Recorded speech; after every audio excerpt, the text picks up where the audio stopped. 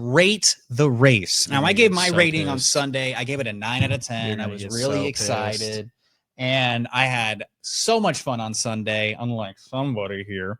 But have I changed my mind? Not really. I think at my floor here, So why'd you bring it up? No, because you didn't get your chance to rate it. So Okay. I give this race about an 8.8.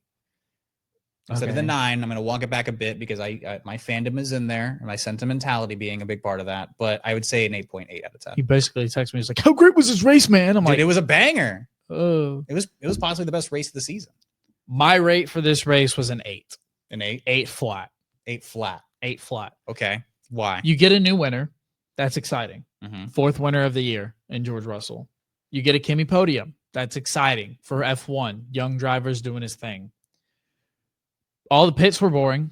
All the pit stops were boring. And it could literally all just be broken down. You could, if you wanted to understand what happened in Canada, watch the last 10 laps. The same row that we started off with quali is the same row we finished with on the race. And so for all those reasons, I give it an 8. The fighting at the front. You watch quali and you watch 10 laps, the last 10 laps, and you knew what happened in Canada. We're up against on time, but I will say this. Max Verstappen putting pressure on George Russell the entire way. The McLaren's putting pressure on Kimi Antonelli for a good chunk of the race was something to watch. And that's another thing is, had the McLarens not been fighting with each other, Kimi probably would not have landed podium. And I know you don't want to hear that, but I'm just saying. I mean, no, probably not. I would say that Lando or Oscar possibly overtake him at a certain point, considering that the degradation was starting to lean towards McLaren's favor at the end of the race.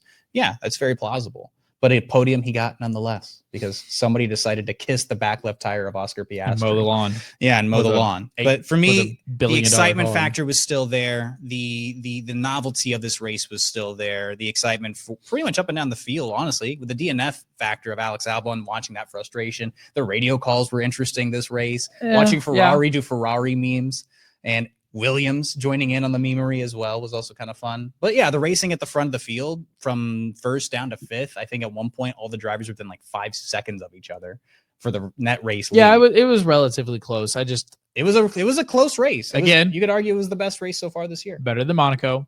I don't think it was the best race. That's such a low bar. I know, but I just feel like we just need to keep saying that.